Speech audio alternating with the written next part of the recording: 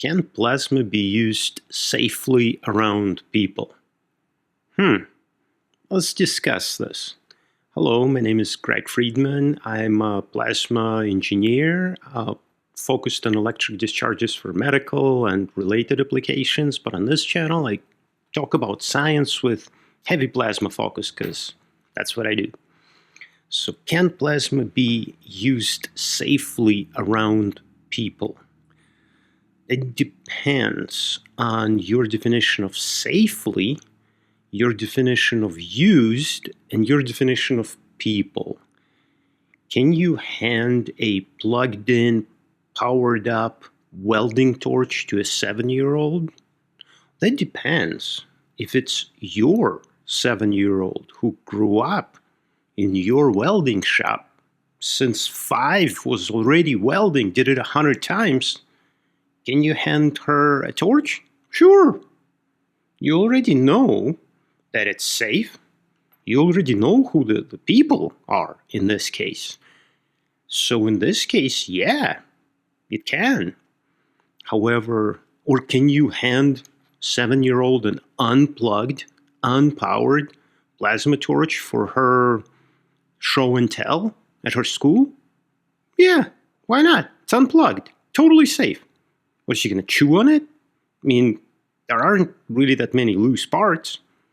Anyway, so it's a trick question. Look, in plasmas, air plasmas, for example, you generate lots of ozone. Can it be safely used? Yes, if you consider what happens to that ozone. Like, for example, if your ozone generating system is treating plants in a field on a tractor, on a sunny day, well, on a sunny day, residual ozone disappears almost instantaneously. The UV from the sun breaks down ozone readily. But if you're in a closed, confined hospital environment, you have exposure of humans to this ozone, and there is Food and Drug Administration regulatory hurdle requirement for limiting ozone exposure to humans. So no matter how professional you are, you can't really use an ozone generating source in a hospital setting for patient treatment. But you probably could in a hospital laundry, maybe not. I sort of made a video about that, or I did make a video about it. But the answer is sort of probably not, but maybe. Plasma makes lots of, depending on the kind of plasma, but you have ultraviolet radiation.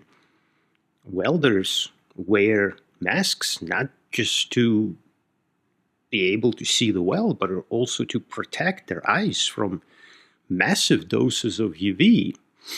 So there is that to consider. You have high voltage.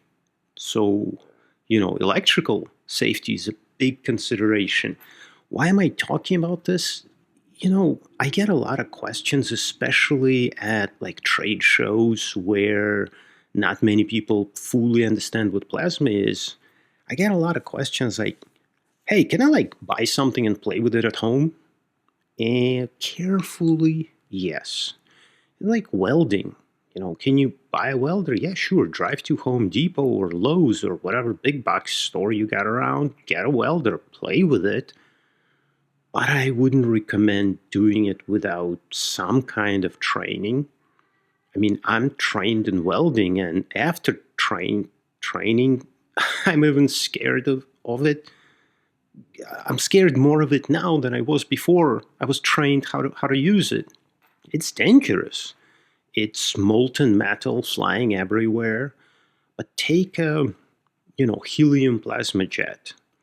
That also has lots of safety considerations. You have a high voltage source, so you need to make sure that all the high voltage stuff, anything that's exposed, the power supply, everything needs to be safe for use by people who might not be trained in high voltage safety. Even though your plasma jet is helium, this ionized helium, electronically excited helium, exits into the room atmosphere, and it will ionize the gas around, so you will still have ozone production. Are you below or above OSHA and FDA limits for ozone generation? Well, it depends on how big your jet is. So can plasma be used safely around people?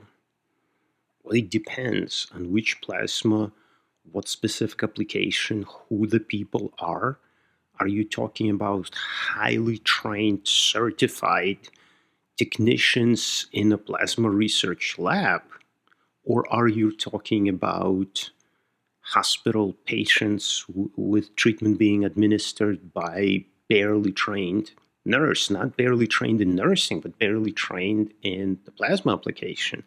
So those are all the things that you need to consider when you're talking about safety of plasma. And of course, this kind of consideration applies not just to plasma, lasers, pharmaceutical drugs.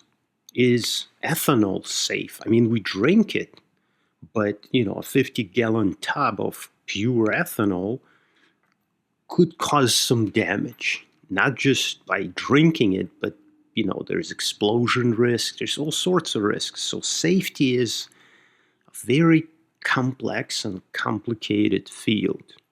So there, I hope I answered more questions than I raised.